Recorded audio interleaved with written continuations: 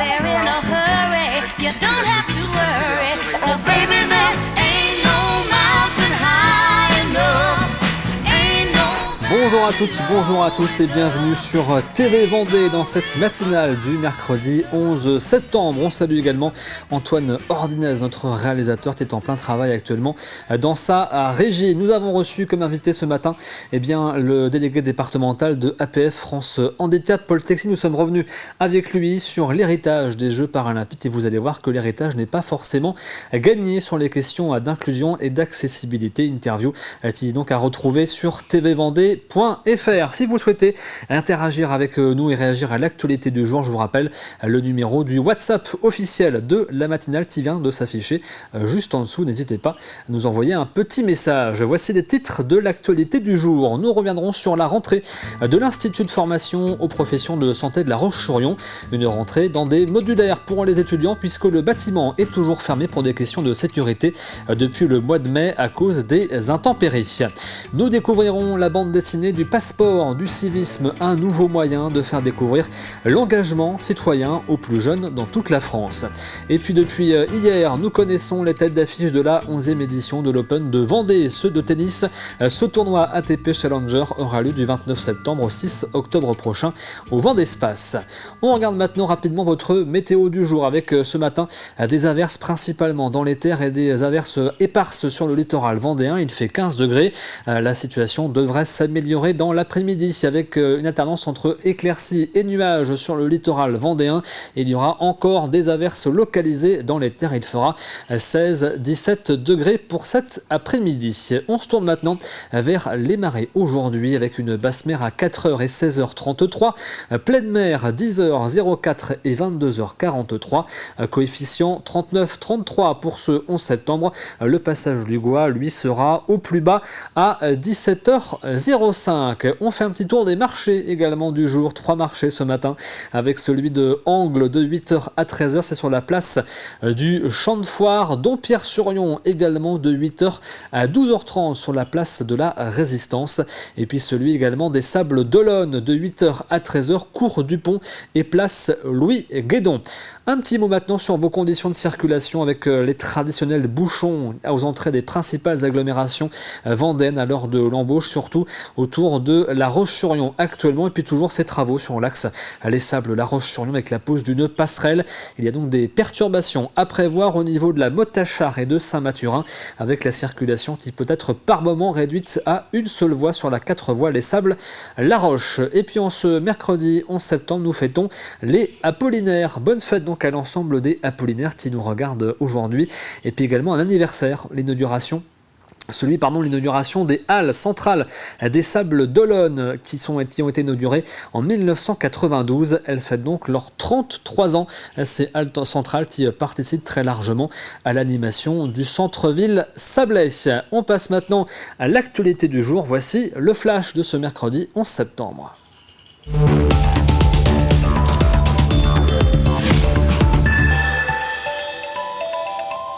L'Institut de formation aux professions de santé, l'IFPS, installé à La Roche-sur-Yon, a décidé d'installer des modulaires en face de son bâtiment d'origine, car celui-ci est toujours inaccessible depuis le mois de mai, en cause les intempéries qui ont fragilisé la structure du bâtiment. La sécurité n'étant plus garantie, il a donc fallu trouver des solutions pour accueillir les étudiants qui vivent une rentrée particulière. Un reportage de Tim Bastard. Cette année, ce sont dans ces modulaires que les 750 étudiants de l'IFPS font leur rentrée. Après les intempéries de 2023, l'Institut de formation des professionnels de la santé de La Roche-sur-Yon a fermé ses portes mi-novembre pour des raisons de sécurité. Pour cette nouvelle rentrée, le plus gros centre de formation infirmier du département a dû s'adapter. On a fait le choix parce que désormais il y a un travail d'investigation sur la structure du bâtiment qui est lancé. On ne connaît pas encore aujourd'hui l'ampleur des travaux qui devront être faits, mais on a choisi de mettre personne en danger. Et donc du coup on a créé ce village que vous voyez derrière moi pour pouvoir accueillir avec une trentaine de salles dans les meilleures conditions possibles, et c'est des très bonnes conditions. Une promotion aussi importante que l'année dernière, donc on n'a pas baissé le nombre d'élèves, c'est vraiment très important. Si les étudiants sont toujours aussi nombreux malgré les péripéties, il a fallu trouver une autre solution pour les cours magistraux. Ces derniers seront désormais dispensés dans les salles de l'ancien cinéma Concorde à La Roche-sur-Yon, ainsi que dans quelques amphithéâtres de Nantes Université. Des solutions qui semblent plaire aux étudiants. Et ça fait plaisir. Déjà l'année dernière, on avait pu accéder à l'université de Nantes là, à La Roche-sur-Yon. C'était vraiment plus agréable. Et là, cette année, franchement, c'est plutôt cool. On a notre espace à nous. On n'envahit pas beaucoup celui de l'université. On est chez nous, on est entre nous et c'est génial. Réunir les élèves sur un seul site, proposer une nouvelle cohésion de groupe, tel était l'objectif pour cette rentrée 2024. L'an dernier, quand on est parti sur le distanciel, en fait, on s'est rendu compte qu'il y avait des étudiants qu'on pouvait perdre un peu de vue. Et donc, le fait de se créer un ensemble, d'abord, nous, équipe de formateurs, ça permet de se retrouver ensemble, travailler des projets, de pouvoir communiquer plus simplement. L'administration aussi, parce qu'on a besoin de cette cohésion. Et puis après, ça permet d'avoir cette proximité qui permet d'accéder rapidement aux étudiants. Et l'inverse, c'est vrai que nos étudiants puissent accéder rapidement à l'administration, aux formateurs. Des études sont actuellement menées afin d'évaluer l'ampleur des travaux sur l'ancien bâtiment. Ces différents modulaires en location risquent donc de rester quelque temps dans le paysage de l'IFPS. Les sapeurs-pompiers de Vendée ont eux aussi fait le bilan de leur saison estivale. Durant l'été 2024, ils ont réalisé 8136 interventions en juillet et en août. Un nombre important rendu possible grâce au renfort de 125 sapeurs-pompiers supplémentaires venus de l'Indre, de Loire-Atlantique, du Val d'Oise, de l'Aude et même de Nouvelle-Calédonie. Le passeport du civisme lancé en 2015 se décline désormais en bande dessinée. Elle raconte l'histoire de 4 jeunes personnages qui découvrent le temps des vacances que l'engagement citoyen est source d'épanouissement.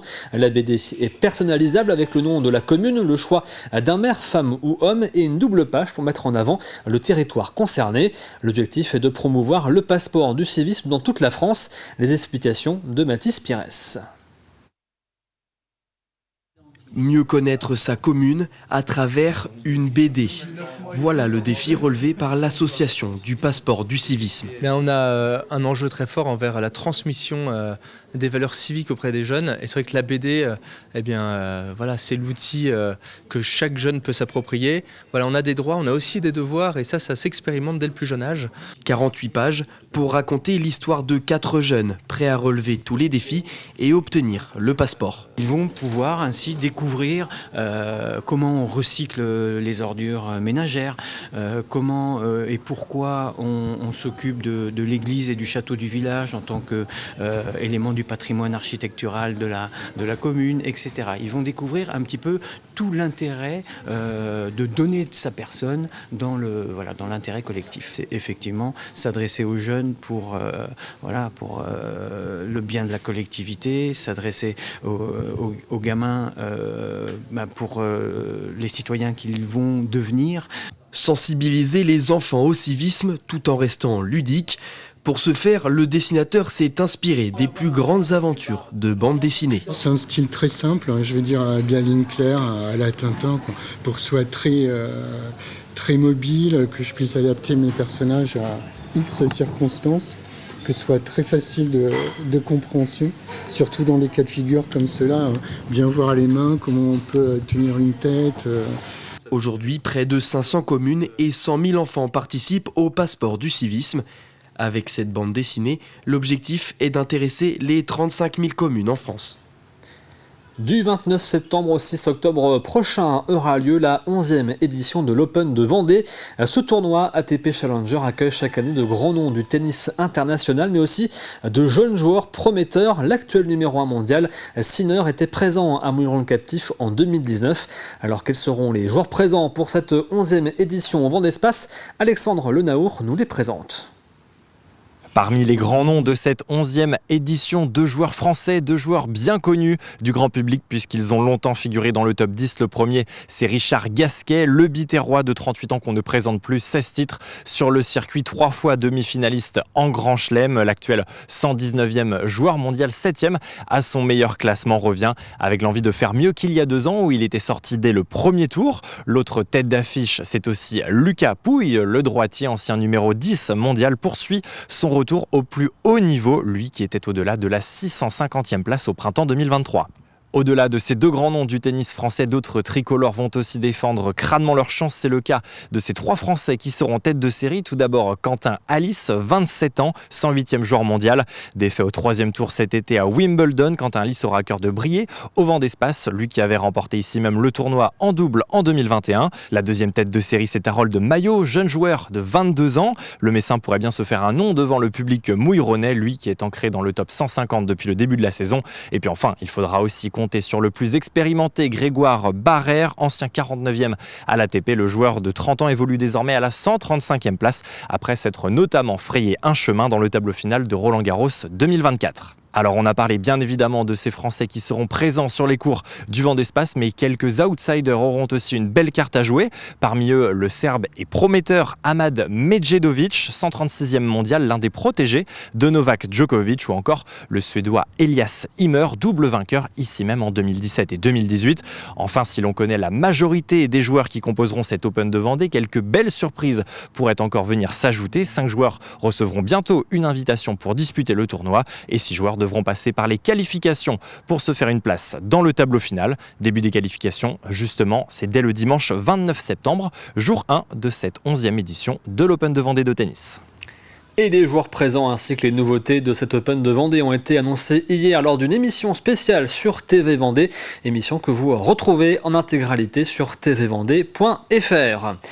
À l'occasion des Journées européennes du patrimoine, la commune d'Esnay va organiser une immersion dans la Seconde Guerre mondiale, puisque cette année, ce sont les 80 ans du crash de Big Red, un bombardier américain qui s'est écrasé durant la Seconde Guerre mondiale à la lisière de la forêt d'Esnay.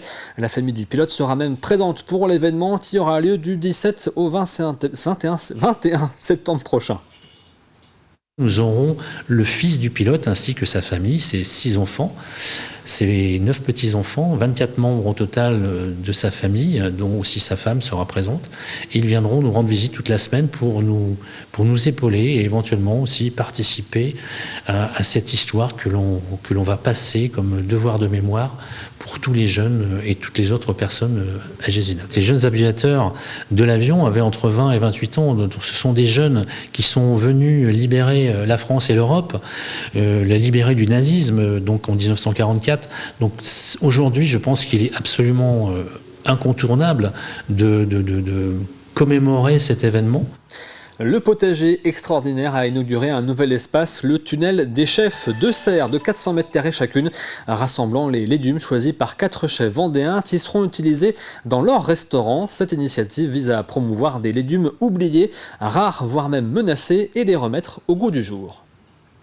Le potager extraordinaire a vocation, enfin ça fait partie de ses objectifs et bien même de sa mission, même de sa raison d'être, c'est de promouvoir et d'attirer la curiosité sur le végétal et de montrer qu'il y a autre chose que des courgettes vertes et que des aubergines violettes et que les tomates on en trouve de toutes les sortes et qu'il y a une grande diversité qui demande à être découverte et on pense que c'est une des façons, aussi bien que le parc, nos visiteurs puissent les voir.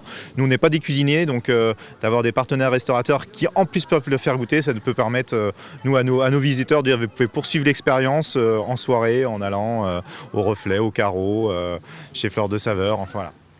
Nous y reviendrons plus largement dans nos prochaines éditions avec un reportage préparé par Tim Bastard.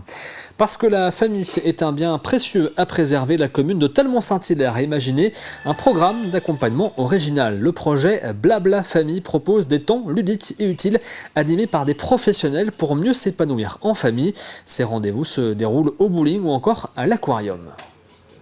On est toujours confronté dans nos propres vies à des situations qui peuvent être difficiles socialement, économiquement, dans la vie de sa famille, il peut y avoir des conflits et par contre on souhaite donner des clés grâce aux professionnels pour surmonter toutes ces crises, toutes ces difficultés et voilà, par exemple l'adolescence c'est une période de la vie où ça peut ébranler un peu la famille par rapport aux addictions, par rapport à la pornographie, par rapport aux écrans, il y a plein de défis à surmonter et pour ça on construit avec elle des parcours de jeunes enfants, parcours pour les ados, parcours pour les couples, pour justement les accompagner dans tous les défis du quotidien. On regarde votre météo de la matinée maintenant avec le retour de la pluie. Personne ne sera épargné ce matin. On se demande bien où est passé l'été indien, même si les inverses sont plus localisées sur le littoral et le nord-ouest vendéen. Côté température, il est annoncé 15 degrés à Montaigu, La Roche-sur-Yon, Chaland et l'Île-Dieu, 16 degrés à La Chataignerée, Fontenay-le-Comte, les Sables d'Olonne et à la Tranche-sur-Mer. C'est la fin de ce flash. On passe maintenant au plus de l'info du jour.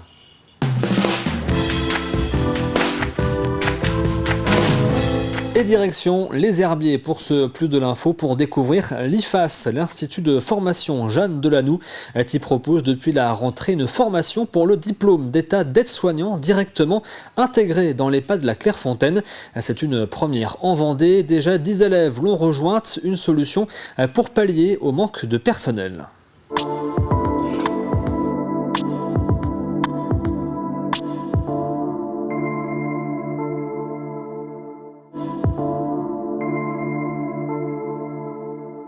Alors d'habitude, les formations aides-soignantes sont plutôt délivrées dans des lycées, dans des centres de formation. Et là, la particularité aux Herbiers, c'est qu'on délivre la formation au milieu d'un EHPAD. On est vraiment, ce que je disais, au milieu de l'EHPAD, on ne peut pas faire plus au milieu.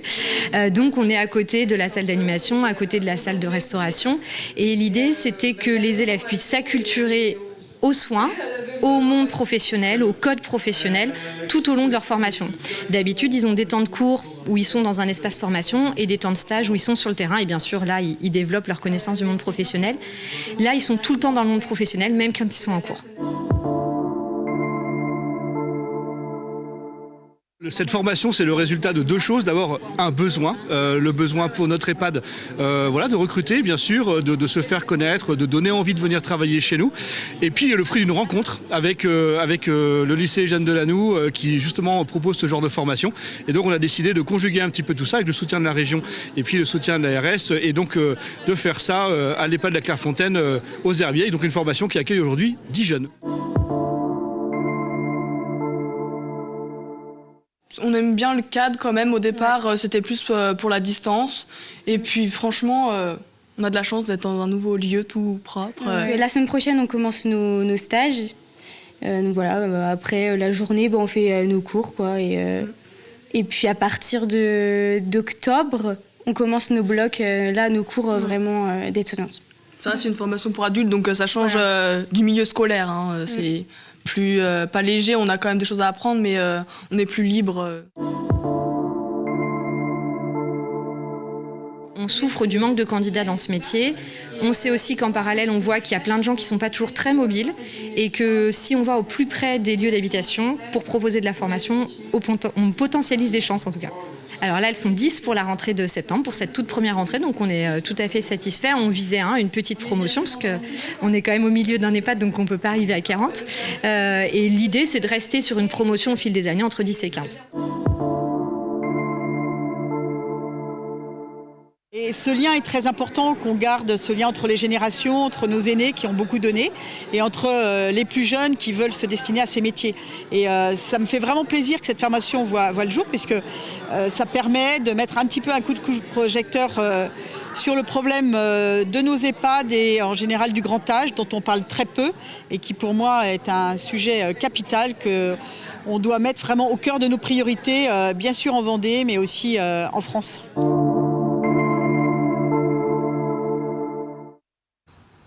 Et vous retrouvez bien sûr ce plus de l'info du jour sur tvvendée.fr. Nous sommes mercredi et le mercredi dans la matinale on parle cinéma.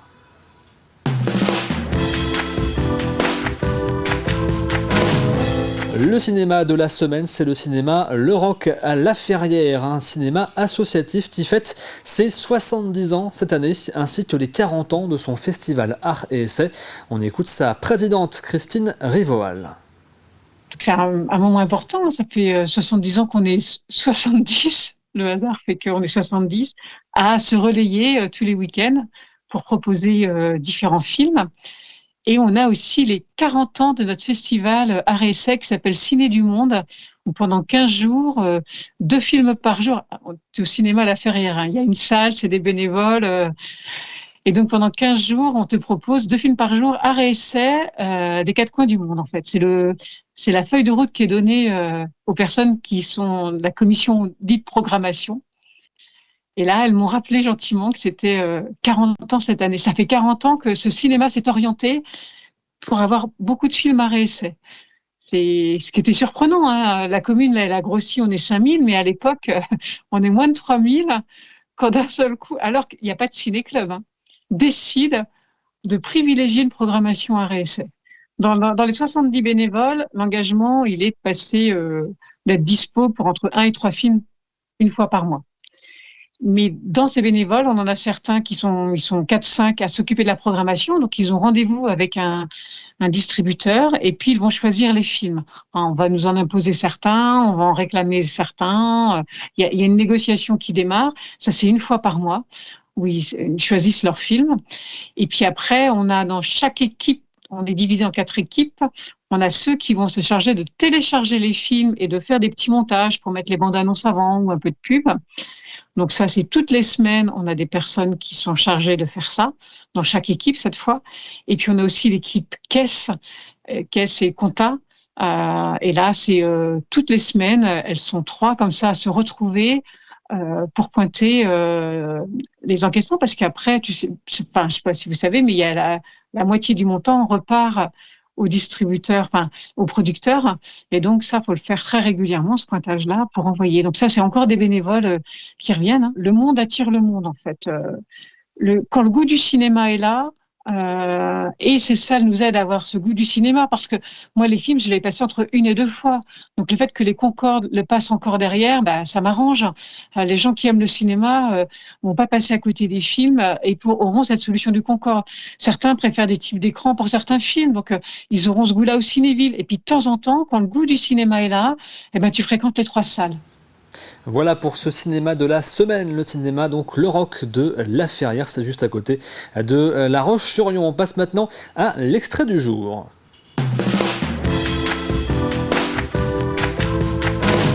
Et l'extrait du jour, c'est l'émission Le Petit Vendée Globe. C'est les mini-reporters menés par Alix Lanos rencontrent aujourd'hui Arnaud Boissière. Manon, t'avais d'autres questions ? Ouais, est-ce que tu perds beaucoup de poids lors de ton voyage ? Alors, j'ai rien dit. Alors oui, j'ai perdu 7 kilos au dernier Vendée Globe. Quoi ? Et voilà, après on a tendance à en prendre un peu avant le départ. On essaie de compenser en faisant du sport, mais on en prend parce qu'il y a un peu de stress avant le départ, donc chacun réagit différemment au stress. Moi, toi, tu prends du poids quand tu es stressé ? Ouais, moi je prends du poids quand je suis stressé, et puis c'est l'occasion je vois beaucoup de monde avant le départ, et c'est un moment aussi important psychologiquement, de partager avec la famille, les copains, de faire un bon plat. Mais pendant le Vendée Globe, effectivement, on perd du poids, ouais. Le Petit Vendée Globe avec Arnaud Boissière à retrouver donc aujourd'hui sur TV Vendée. Arnaud Boissière qui malheureusement a été victime d'une collision, on le rappelle, en début de semaine du côté de Lorient. Heureusement pour lui, sa participation au Vendée Globe n'est pas remise en cause. Voici le rappel des titres du jour. Nous sommes donc revenus sur la rentrée de l'Institut de formation aux professions de santé de La Roche-sur-Yon. Une rentrée dans des modulaires pour les étudiants puisque le bâtiment est toujours fermé pour des questions de sécurité depuis le mois de mai à cause des intempéries. Nous avons même découvert la bande dessinée du passeport du civisme, un nouveau moyen de faire découvrir l'engagement citoyen aux plus jeunes dans toute la France. Et puis enfin, depuis hier, nous connaissons les têtes d'affiche de la 11e édition de l'Open de Vendée de tennis, ce tournoi ATP Challenger qui aura lieu du 29 septembre au 6 octobre prochain au Vendespace. Un tournoi qui sera bien sûr à vivre sur TV Vendée avec tous les jours les résumés des matchs et bien sûr la diffusion des finales doubles et simple en direct, donc le 6 octobre prochain. On retourne vers la météo maintenant de ce matin avec l'été indien qui n'est pas forcément présent encore une fois aujourd'hui, avec de fortes averses notamment dans les terres vendéennes, quelques éclaircies sur le littoral mais là aussi des averses localisées. Côté température, comptez de entre 15 et 16 degrés sur l'ensemble du département pour ce matin. On passe maintenant au jeu de la matinale.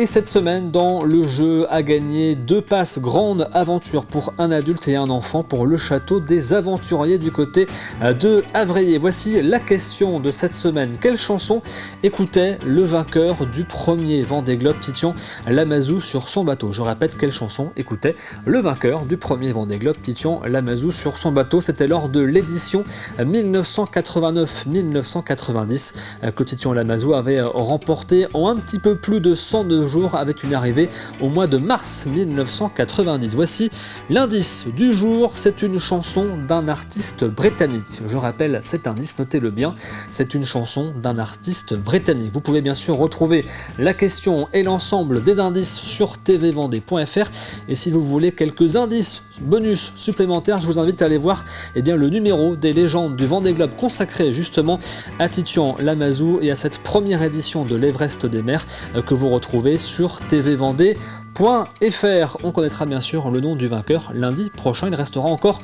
2 indices demain et vendredi. On arrive à la fin de cette matinale du mercredi 11 septembre. Merci à vous de l'avoir suivi. L'actualité revient avec le journal à 12h30. D'ici là, je vous souhaite de passer une très bonne journée devant TV Vendée bien sûr.